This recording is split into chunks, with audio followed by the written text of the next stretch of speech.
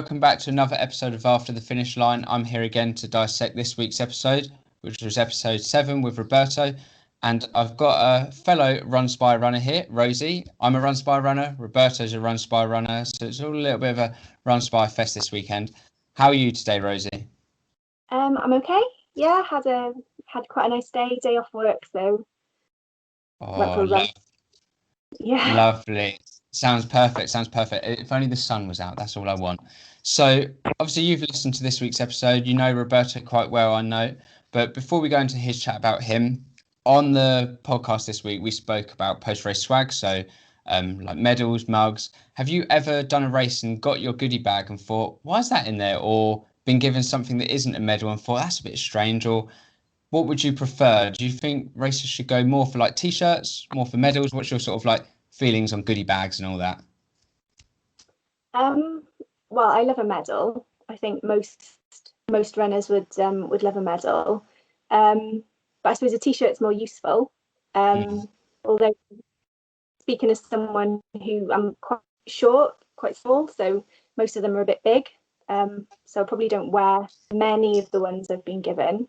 Probably the weirdest thing I had in a goodie bag was one year it was some weird tablets that you were supposed to take to support your digestive health on holiday, which I thought was a bit niche and didn't really have anything to do with running or the race or anything. I think they were probably just clearing out their office kind of into the carry bags, but yeah, that was a bit strange.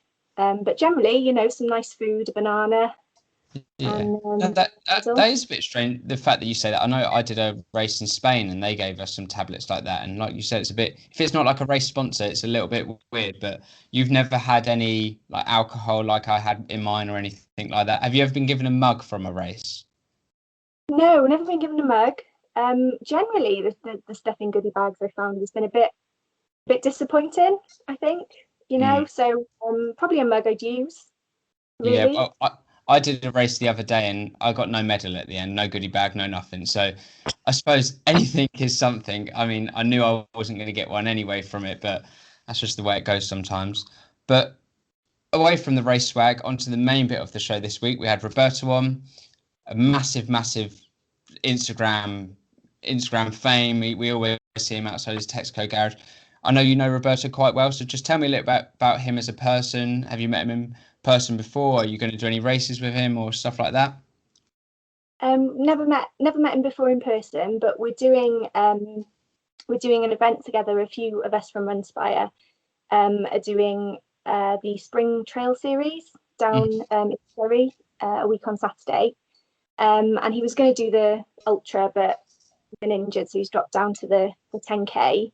But we're all kind of staying over before and after the race and get some food, maybe a few drinks. So I think that'll be really good fun to meet up with. That's lovely, and I think I can see him as being sort of the big motivator of it all. He's going to be the one cheering you all on, and I think if he's doing that 10K and you're doing the 50K, I know he'll be back there cheering you all on and helping you across the line. So I think that's lovely. And that came across I've only seen him over Instagram, never met him in person, but hearing him on the podcast, that really resonated with me, just how much he just loves this community. And he said he wants to sort of set up things in the community for the running and stuff like that. So the one bit he said, along with the community, is social media. What are your views on social media sort of in running? I know a lot of people can find it negative. Some people have breaks with it. Do you feel the sort of running community on social media has helped you with your running, or has it ever come to a point where you thought, actually, this is a bit too much, I need to take a step back? Sort of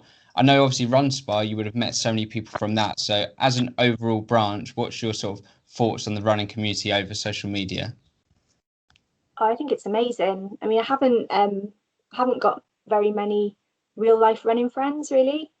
So, a lot of my friends, when I talk about running, they just glaze over and kind of don't really get it, I suppose. But kind of the running community in general and Runspire specifically have just been amazing. Like the support there, the encouragement. It's great. The Runspire 5K on a Monday kind of gets you out the door when perhaps you might not otherwise have been bothered. I've met some really lovely people when we've been allowed, obviously during lockdown, and I think it's brought a lot of love into my life. So I think it's great. Yeah, I think I agree with you there, especially about like the 5K every Monday. I know I started doing it at the start, and then when I sort of came into marathon training, I just sort of completely forgotten. Need to get back into it. But I think that's something that I think Roberto can bring. He was saying about the community. I think if he's going to start something in his local community, I think, to be honest, it will go down pretty well because he's such a big figure on the Instagram, and he's just a funny, happy-go-lucky kind of guy.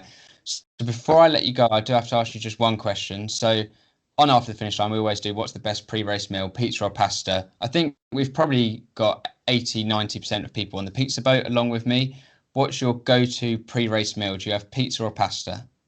Oh, it's got to be pizza. Really. What toppings do you go for? Quite controversially, I'll go for anchovies and black olives. Oh, I thought you were going to say pineapple then. I thought you were going to say pineapple. I don't mind the olives. I've never had anchovies on it. No, well, I know for most people, they kind of make that perfect. So. I might have to give that a go. Anyway, thank you very much, Rosie. If people want to follow you on Instagram, what's your Instagram handle? I am Rosie Hates Soup. So you're not having soup before a race, are you? Absolutely not. I've never had soup. Never. Absolutely not. Anyway, thank you very much for coming along on this week's episode. We will now head over to Roberto and Rob for their quickfire questions. Thanks, Jack. I hope you guys are really enjoying this episode of After the Finish Line. And I also hope you've had a chance to go and listen to this week's interview with the awesome Roberto Owor. But if you haven't, you need to get on and listen to it. If you have, then in the meantime, we've got some exciting bonus content for you.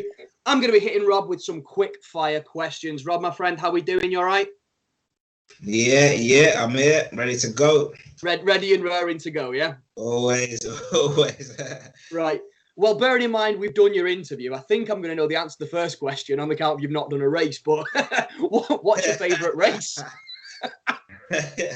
Well, do you know what? Yeah. When I first saw the question, I thought you were talking about like professional race. I was going to say it was Sammy Wanjiro in the Chicago Marathon. If not that, Mo Farah winning the 5K in the Olympics 2012. I'll take that as an answer. You styled that out. I'll take that as an answer. Okay, so again, favourite park run? Course. Definitely my local Pins Park. Definitely that. Real. What's your go-to pre-race meal? I always go fasted unless I'm doing anything over half marathon, and then it's usually chocolate hobnobs or plain hobnobs with a cup of tea. You are the first person to not say either pizza or pasta, so well done for standing out from the crowd, man. Okay, what is the one piece of running kit that you couldn't live without? Oh, definitely got to be the shoes. I mean, I can go without the watch, but it's got to be the running shoes. Yeah, definitely got to be the running shoes. Yeah, and what shoes are you wearing at the minute? My favourite definitely got to be the Vaporfly Nike Next Percent. But very, very close second, the Fuel Balance Fuel Cell RC Elite. Oh, Jack will be happy. He's a bit of a shoe nut as well. Okay, what do you prefer? Running in the morning, first thing in the morning, or last thing at night? Oh, definitely morning. Yeah, definitely. get it out of the way and get on with it.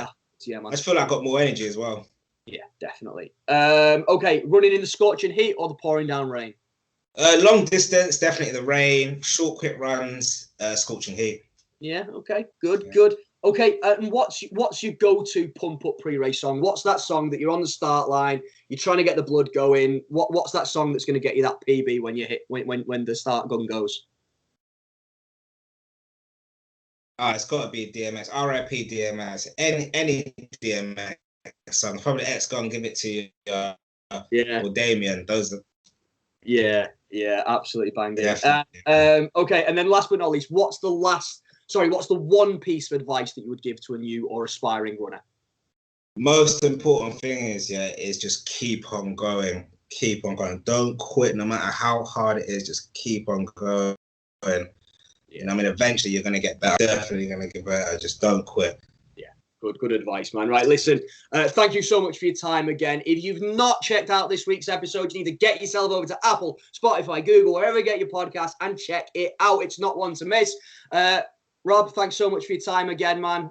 See you soon. Jack, back to you. So there you go, everyone. That's another episode of After the Finish Line done and dusted. Thank you so much to Rosie for coming along and joining me this week. And again, thank you to Roberto for having his quickfire questions with Rob. A little bit of a double Rob there. Roberto said he's on the chocolate hobnobs boat. So I'm on the pizza boat along with Rosie and so many others. I can't remember who it was who said pasta. It might have been Simon Grace who said pasta. Run, fat boy, run. So he's on his pasta boat. We're all on our pizza boat. And Roberto's on some chocolate hobnobs and a cup of tea boat by himself. But, I mean, I'll go and join him because I like my chocolate hobnobs. If you enjoyed this week's episode of After the Finish Line and you haven't listened to Roberto's episode, go back and check it. There's also a whole back catalogue so you can have a little listen through.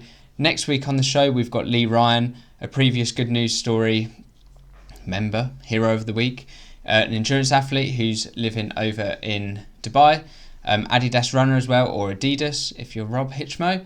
So tune in next week to listen to that, and I will be back here next Saturday with another member of the Fartlek family dissecting the week's episode.